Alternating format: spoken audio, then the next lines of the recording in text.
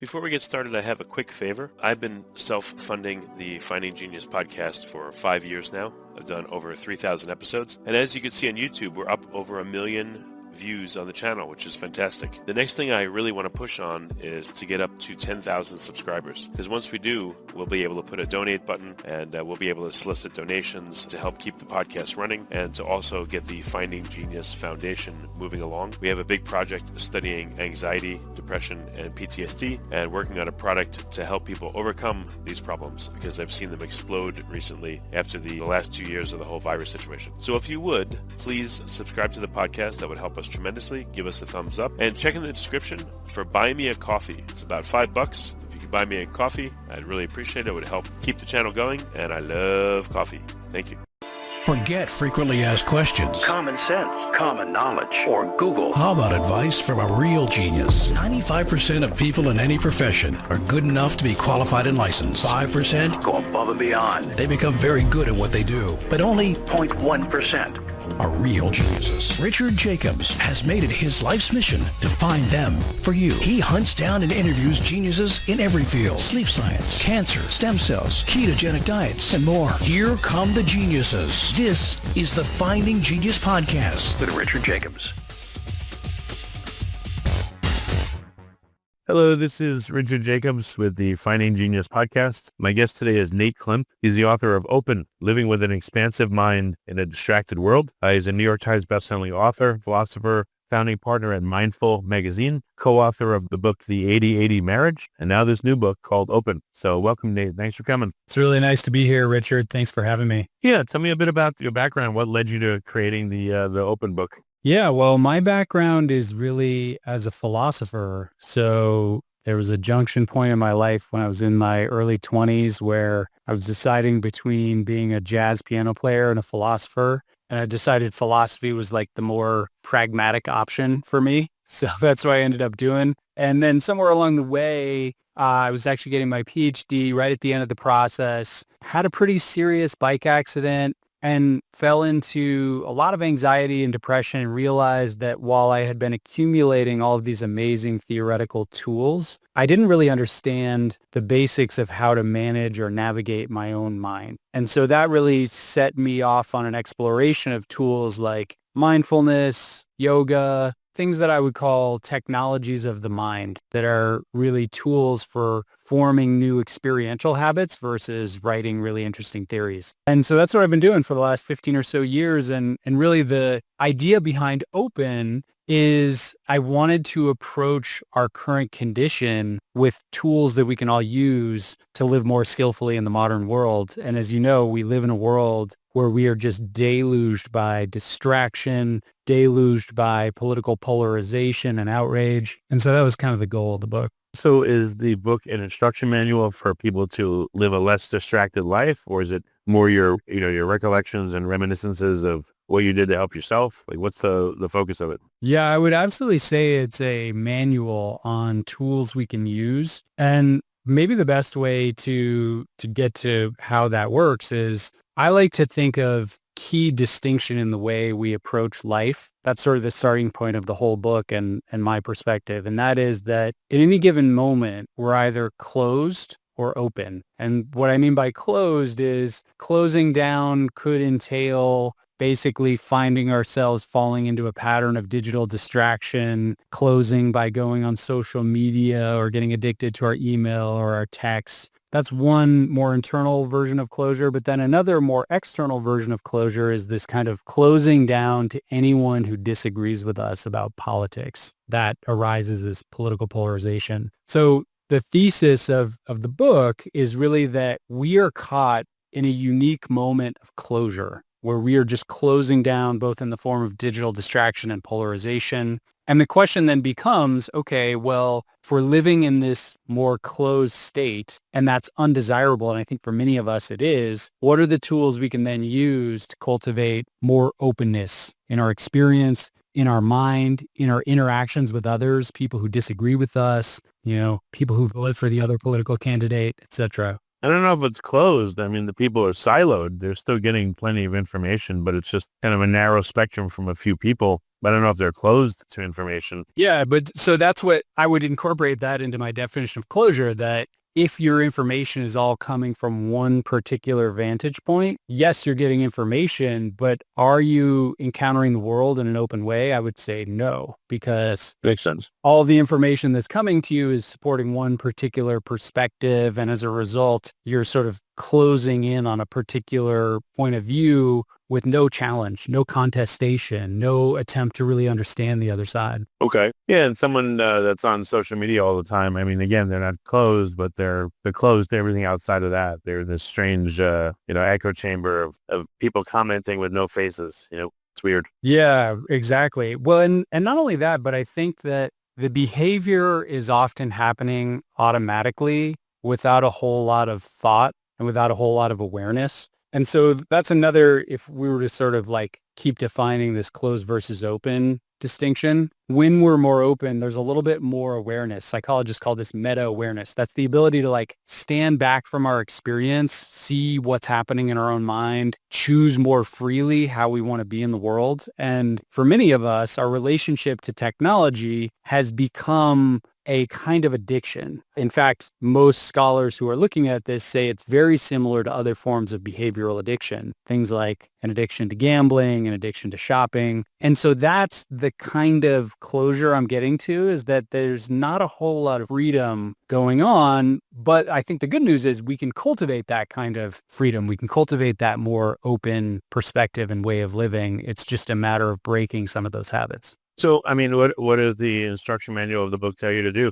How do you cultivate better virtues and what's going on right now? Well, lots of different ways. There are tools for breaking this habit of screen addiction. There are tools for cultivating the practice of mindfulness. We're intentionally developing this more open perspective. There are tools for opening to the other side politically. So there's a lot of different tools. I can just drop into one set and we can go into others if those are interesting. In terms of screen addiction, some of the tools that I think are most powerful are really thinking about like the way we design our environment and our time. So in the field of habit research, they call this environmental design. And the basic idea is you want to put friction between you and the temptation and remove friction between you and the thing you actually want to spend more time on. So as an example, kicking your phones out of your bedroom is something that a lot of people find they experience resistance to, but that can be a really powerful practice. Having certain family commitments around like, hey, when we do dinner, we don't have phones with us. One of my favorite time-based practices is what I call dopamine dessert. And the basic idea is to actually schedule time in your day for distraction. So what I mean by that is like, for me, it's about a half hour in the middle of the day. That is my dopamine dessert time. I allow myself to just like gorge on a buffet of digital mind treats, Instagram, news, all the things. But then for the rest of the day, I'm able to say, oh, I don't need to check that now. I've got my dopamine dessert. And just like dessert in food, if you're eating chocolate cake and ice cream all day, every day, when you eat it at the end of the day, it doesn't really taste that good. But if you save it, if it becomes dessert, it's actually more pleasurable. And the same is true with digital distraction. It actually becomes more pleasurable when you have those periods where you're not reaching out for it all the time. Yeah, that's smart. And then you don't feel like you have to constantly look at it or you'll be out of the loop or behind. You're doing your daily, pilgrimage to social media and seeing what's going on. Yeah, exactly. And for me as a writer, it's really important, especially in the morning, that's when I primarily write, for me to be able to say, like when I have a thought, oh, I wonder what's happening in the news. I wonder what the latest thing, I'm a big Denver Broncos fan. So it's like, what are they doing in terms of their free agent acquisitions? Things like that. Those thoughts will pop up and I can think to myself, I'm not going to check that now. I've got dopamine dessert. I've got time on my calendar. It's going to happen. So what does that do for you? I mean, it allows you to be less distracted during the day, or like, what's the effect? Exactly. I mean, I think that's the primary thing we're trying to create here is periods of life where we can interact with our work, other people in the world without this continuous drag of distraction, without the notifications flying at you at all times, without the internal, the part of you that's craving it. That might still exist, the craving part of you, but there's just something really powerful about creating those spaces. And the thing about it is because it's an addiction for many of us and the habit is so deep, we have to be really intentional. We have to be somewhat disciplined sometimes to get some of these habits off the ground. Well, even if you take away the social media, I would think that people would, without training, they would not know what to do. Maybe they go into like a procrastination mode because they're not getting the dopamine hit. And the prospect of now having to buckle down and work is like, ugh, if you're not trained to do it. So what else is needed to not be distracted and to actually get work done? Before we continue, I've been personally funding the Finding Genius podcast for 4.5 years now, which has led to 2,700 plus interviews of clinicians, researchers, scientists, CEOs, and other amazing people who are working to advance science and improve our lives and our world. Even though this podcast gets 100,000 plus downloads a month, we need your help to reach hundreds of thousands more worldwide. Please visit findinggeniuspodcast.com and click on Support Us. We have 3 levels of membership from $10 to $49 a month, including perks such as the ability to see ahead in our interview calendar and ask questions of upcoming guests, transcripts of podcasts you're interested in, the ability to request specific topics or guests, and more. Visit findinggeniuspodcast.com and click Support Us today. Now back to the show. You bring up a really good point. Often when people create space in their life from busyness or from distraction, what you just said is exactly what happens to many people. So there's this experience of... I've never felt it, so I wouldn't know. Yeah, but it is true that there's this experience for many of us of extreme discomfort when we have space. And to your point, we usually then reach for some other habit or some other way to just like fritter away our time. So what we need to do if we're really interested in cultivating a more skillful way of living in this kind of fashion is we need to think about, okay, if I'm going to interrupt this habit of digital addiction and distraction, then I need to have some other habit that I want to build instead. So to your point, it's really helpful to have that moment of reflection to think like, hey, I always say I want to read a book, like a real book, physical book, but I never do it. So maybe that's the thing. I always say I want to be able to walk outside without earbuds and just like enjoy nature. Maybe that's the thing. But to your point, you really do, you're well served to have something you're now pointing your attention toward. What else is needed? Like, is this like a muscle that you can only do for maybe a few minutes and you need to build up time? And if so, what would be like the optimal amount of time of focus on a task? Like 30 minutes, an hour, longer? Yeah, well, I'm glad you brought up the idea about this being a muscle because that kind of gets into some of the other tools we can use for cultivating a more open approach to our life. So obviously, if we can interrupt this pattern of digital distraction, digital addiction, that is a really great place to start. But to your point, our mind also is well served by having a kind of training in how to be more present and available and open in each moment. And that doesn't happen naturally for most of us, especially those of us who spend a lot of time on our screens and our phones all day. So that's where some sort of practice of mindfulness can be really powerful. And I think of mindfulness really as just the practice of shifting our attention from either mind wandering, which is what our minds are doing most of the time. So they actually did an interesting study at Harvard University where they found the average person spends 47% of their day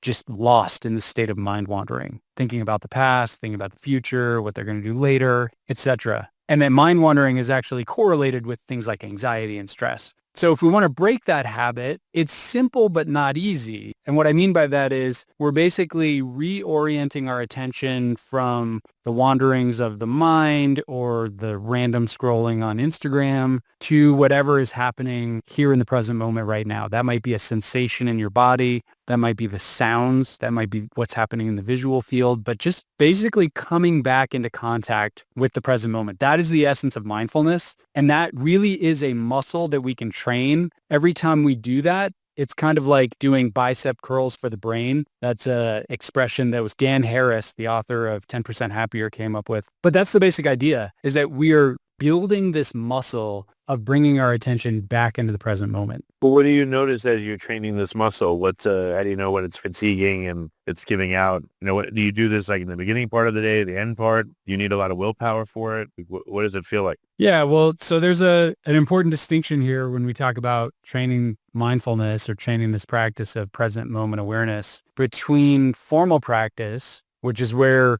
we actually take a dedicated time out of the day. Maybe it's 10 minutes, maybe it's 20 minutes, maybe it's 30 minutes. And we do this intentionally. So this is meditation practice, essentially, where you're sitting there, you're following some object of attention that's based on the present moment. Usually that's the sensation of your breathing, but it could be sounds, could be sensations in the body. So that's one way you can do this. The other way you can do it is more informally. So basically just practicing mindfulness, practicing this shift to the present moment as you go throughout your day. So rather than, for example, sitting in the doctor's office and whipping your phone out, that might look like just taking a few conscious intentional breaths. And it's a practice that I think is really valuable for all of us because a lot of the experience we have of stress and anxiety is based on a certain state of mind. It's when we become totally identified with that wandering mind. I mean, anxiety, the definition of anxiety is having these kind of catastrophic worst case scenario thoughts about a future that doesn't exist. So if we're spending a lot of our day in that state, then coming back to the present moment and realizing that is all just like our imagination running wild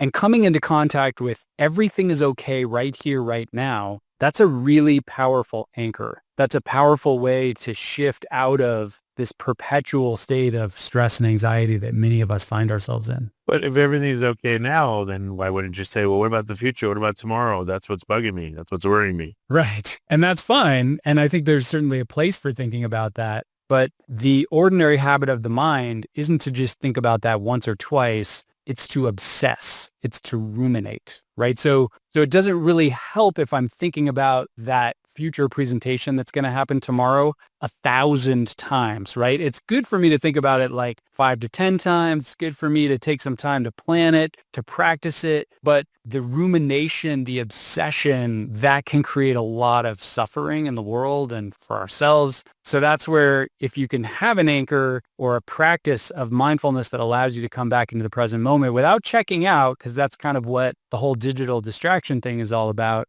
It's just a powerful way of then experiencing those challenging moments in a way where we're not like creating more suffering for ourselves. We're actually dissolving some of that suffering. Yeah, I think most people they want to go to a state of mindlessness. I don't want to think about it. I just want to zone out or get high or whatever it is. Totally. Mindfulness, I mean, how difficult is it? How do you get absorbed in something and not keep ruminating about the future? Like I've said to myself sometimes, stop it. There's nothing I can do about it right now. I've got an hour or two where I got to sleep, whatever. I just got to take care of it in the morning or something, and then go to sleep. And it seems to help, but sometimes it breaks through. It's very hard not to. So what do you do? Well, yeah, and this is one of those really nuanced areas of mindfulness practice that one of the main traps is people will aspire toward that state you were talking about of no thought, of just like a blank mind, right? And they will think like, oh, that's what I should be doing when I'm meditating or when I'm practicing mindfulness. The goal is just to like empty my mind of thoughts and be like sitting here in stillness and bliss.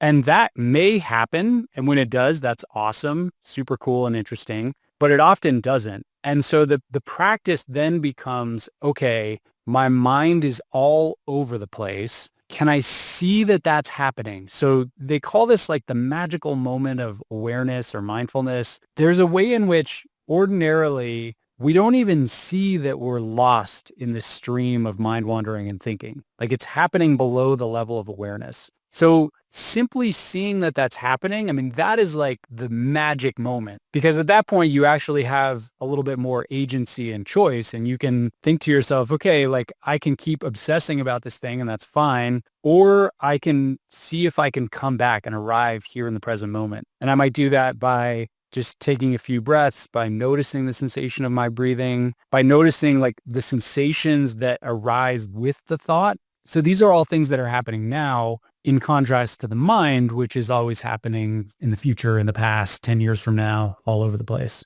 A weird thing that I learned from acceptance and commitment therapy is you state a feeling, let's say you're feeling anxious. You don't say, I am anxious. You say, there is anxiety.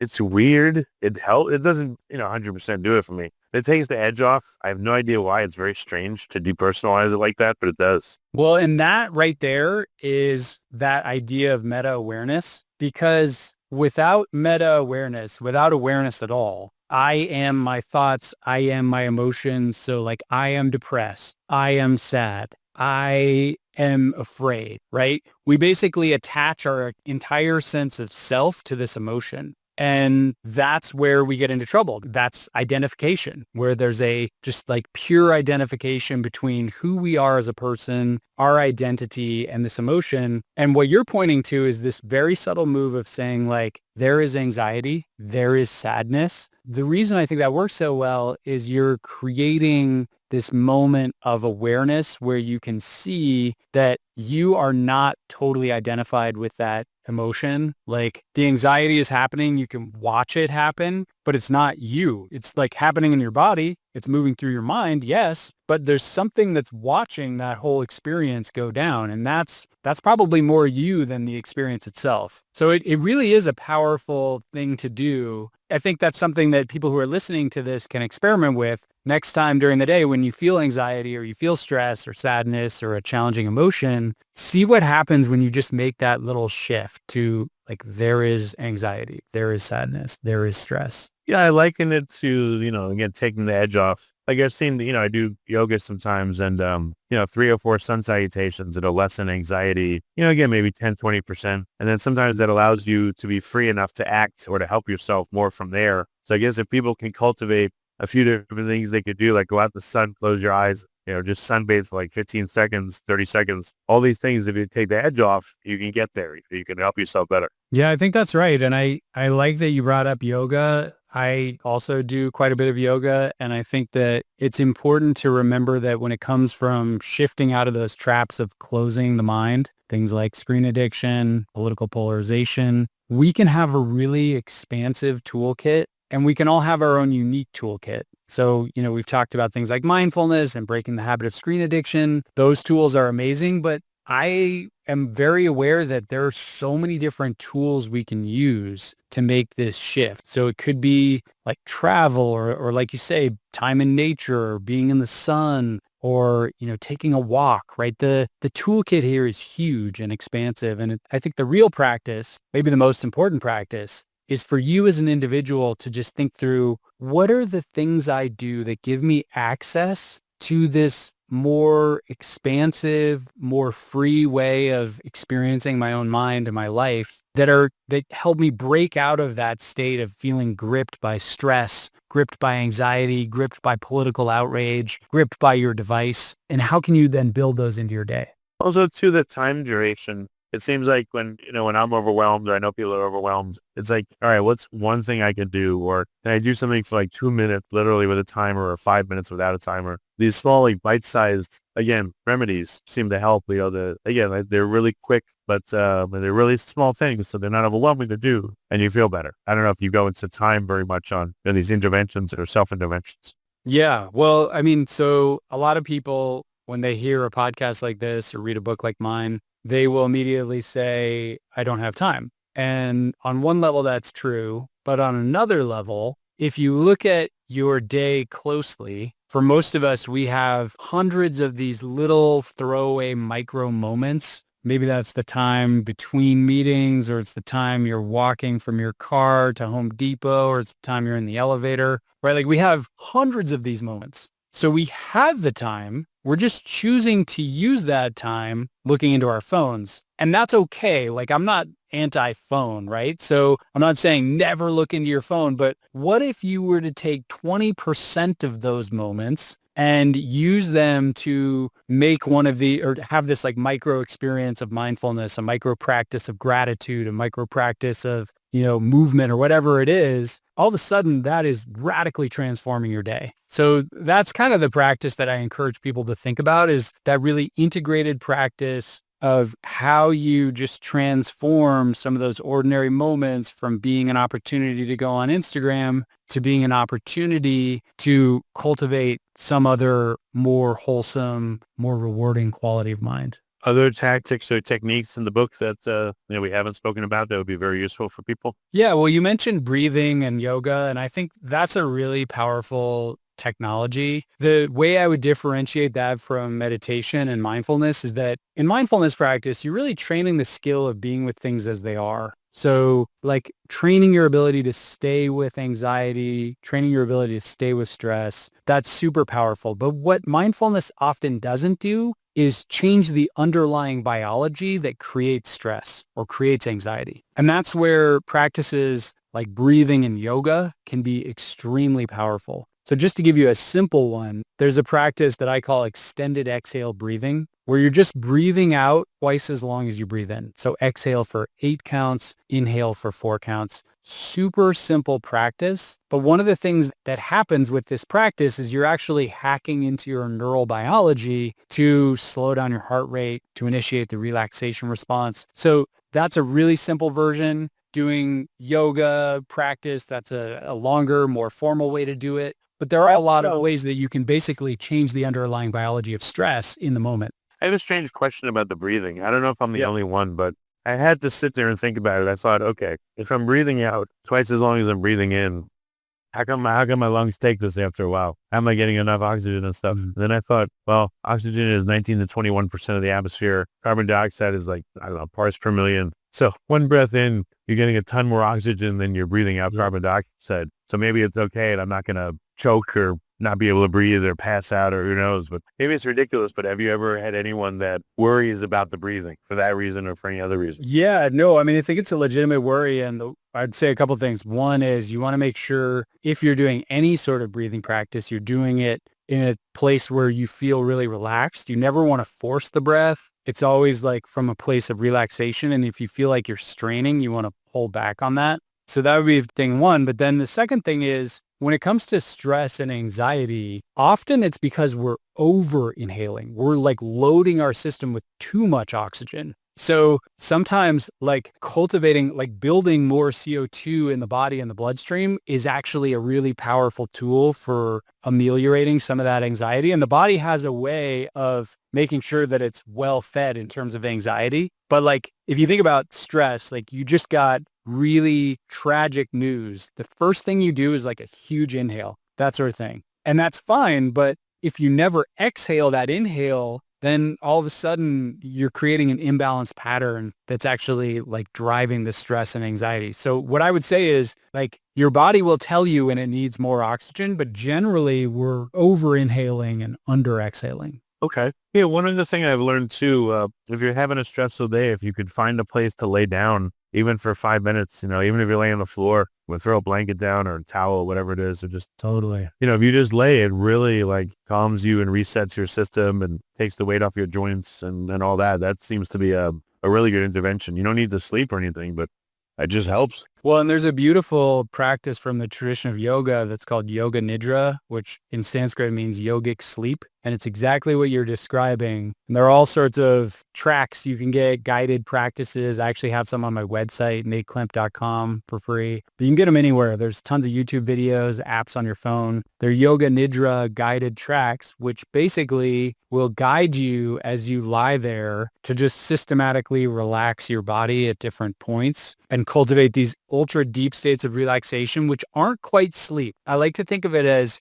you're just like hovering between that boundary of waking and dreaming, but you're still conscious and you're still aware. And they've been doing a lot of research on this practice. It turns out to be incredibly beneficial for stress, for anxiety, but also interestingly for consolidating learning. So I think there's a couple of Andrew Huberman episodes where he talks about doing a practice like yoga nidra after you've learned a language or you've studied or you've learned something new. It actually helps the brain consolidate all of this new information. Yeah, when my eldest daughter was young, I don't know, a year and a half, 2 years, sometimes, we put her to bed and we would hear her like talking kind of to herself. And my wife and I thought that she was just processing the day and just, she would do that for a few minutes and then fall asleep. So we figured that's what she was doing. It sounds similar to what you're talking about here. Yeah. And I actually do that with my daughter every night. We do basically a yoga nidra practice where we'll do a body scan. And she's been doing this now for 4 or 5 years. And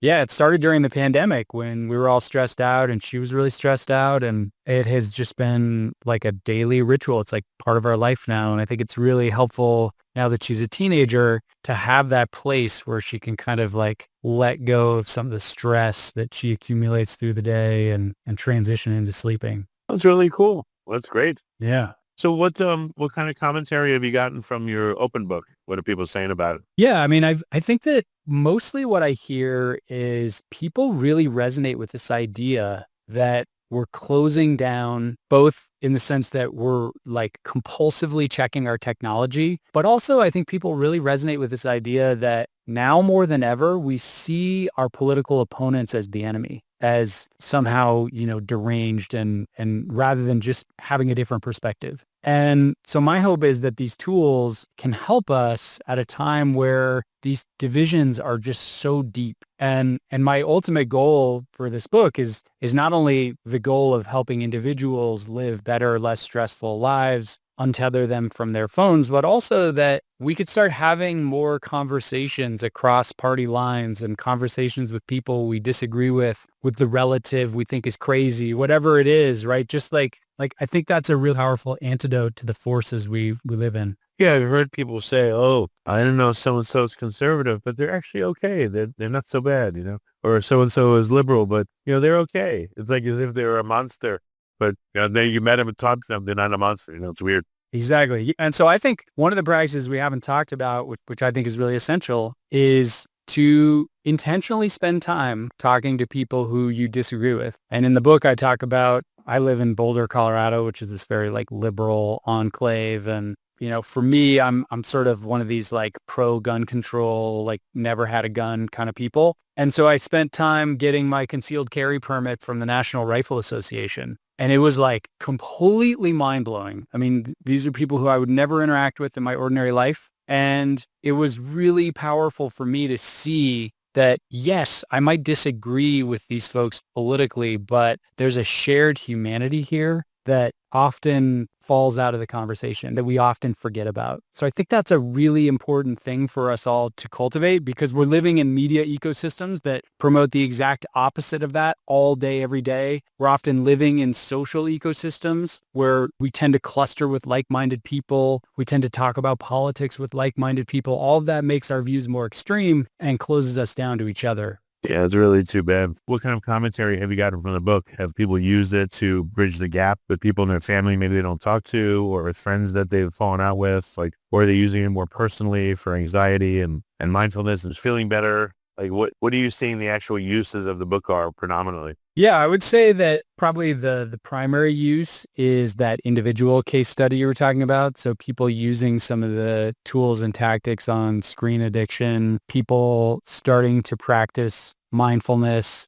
There's a practice I call street meditation, where you bring mindfulness into wherever you happen to be, whether that's like Costco or, your local Walmart. So I'd say predominantly I hear about that, but I have heard some people who have read the book who say to me, this really gave me the motivation and the courage to start reaching out to people who I kind of wrote off as being politically crazy, or voting for the wrong person. And so I think that's really heartwarming for me. Yeah, it's terrible. I've experienced it. I've heard from many people, "Oh, I don't talk to my brother, sister, mother, whatever friend, because they're, this way or that way." It's nuts that it's gotten to that point with people that they've been manipulated so much that they won't even talk to their own family sometimes, Yeah, I hear you. Totally. Right. So what's the next for you now that you've done this? Where else do you see that you need to apply your knowledge to? What need? Yeah. Well, my wife and I, we also write about relationships. So we wrote a book called The 80-80 Marriage, which is a critique of the 50-50 mindset in modern relationships and an alternative model. And so we wrote that book about 4 years ago, and we're working on a new book now. It's going to be called Busy Love, a sexy system for the overwhelmed. And it's basically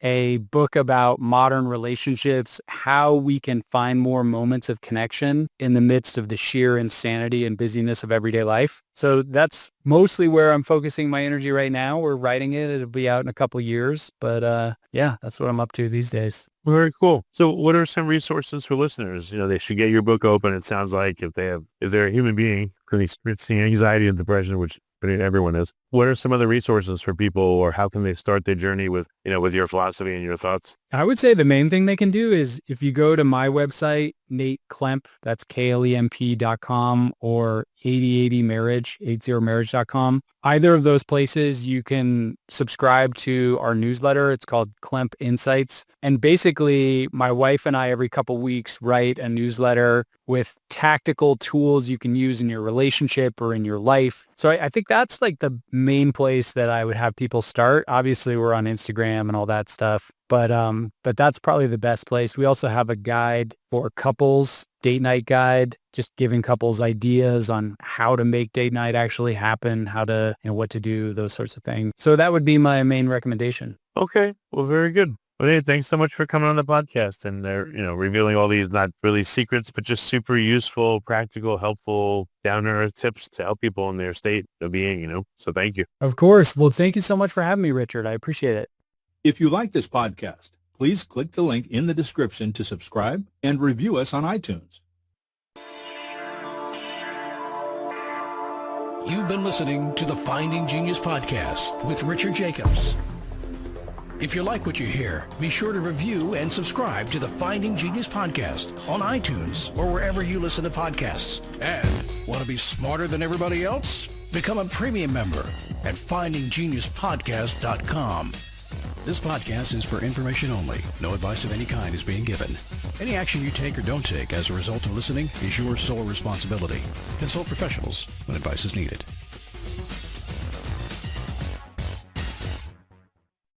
It was really powerful for me to see that, yes, I might disagree with these folks politically, but there's a shared humanity here that often falls out of the conversation, that we often forget about. So I think that's a really important thing for us all to cultivate, because we're living in media ecosystems that promote the exact opposite of that all day, every day. We're often living in social ecosystems where we tend to cluster with like-minded people. We tend to talk about politics with like-minded people. All of that makes our views more extreme and closes us down to each other. Yeah, it's really too bad. What kind of commentary have you gotten from the book? Have people used it to bridge the gap with people in their family maybe they don't talk to, or with friends that they've fallen out with? Or are they using it more personally for anxiety and mindfulness and feeling better? What are you seeing the actual uses of the book are predominantly? Yeah, I would say that probably the primary use is that individual case study you were talking about. So people using some of the tools and tactics on screen addiction, people starting to practice mindfulness. There's a practice I call street meditation, where you bring mindfulness into wherever you happen to be, whether that's like Costco or, your local Walmart.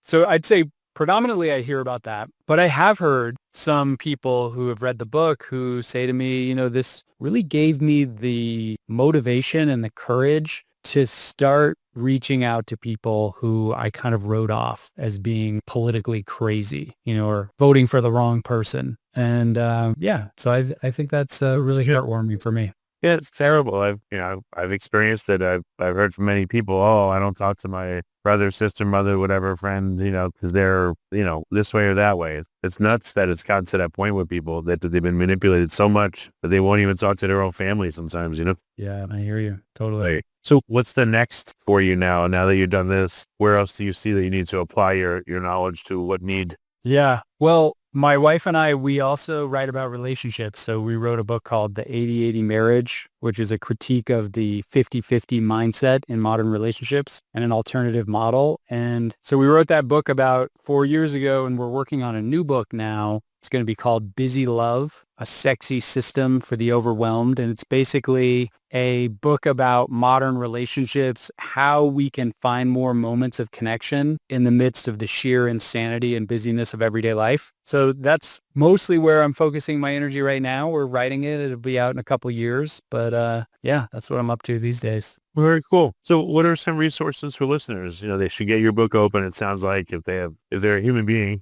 experiencing anxiety and depression, which everyone is. What are some other resources for people, or how can they start their journey with your philosophy and your thoughts? I would say the main thing they can do is if you go to my website, Nate Klemp, that's KLEMP.com, or 80marriage, 80marriage.com. Either of those places, you can subscribe to our newsletter. It's called Klemp Insights. And basically, my wife and I, every couple weeks, write a newsletter with tactical tools you can use in your relationship or in your life. So I think that's like the main place that I would have people start. Obviously, we're on Instagram and all that stuff, but that's probably the best place. We also have a guide for couples, date night guide, just giving couples ideas on how to make date night actually happen, how to, what to do, those sorts of things. So that would be my main recommendation. Okay. Well, very good. Well, hey, thanks so much for coming on the podcast and revealing all these not really secrets, but just super useful, practical, helpful, down-to-earth tips to help people in their state of being, So thank you. Of course. Well, thank you so much for having me, Richard. I appreciate it.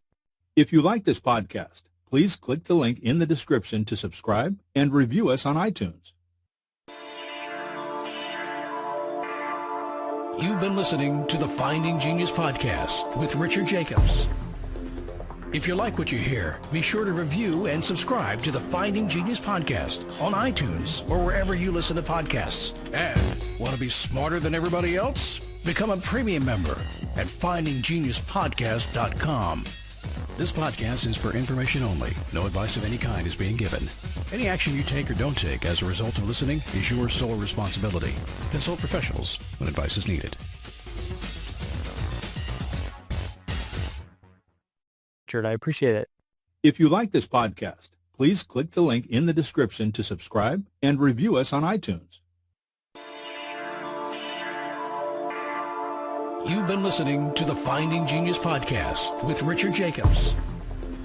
If you like what you hear, be sure to review and subscribe to the Finding Genius podcast on iTunes or wherever you listen to podcasts. And want to be smarter than everybody else? Become a premium member at findinggeniuspodcast.com.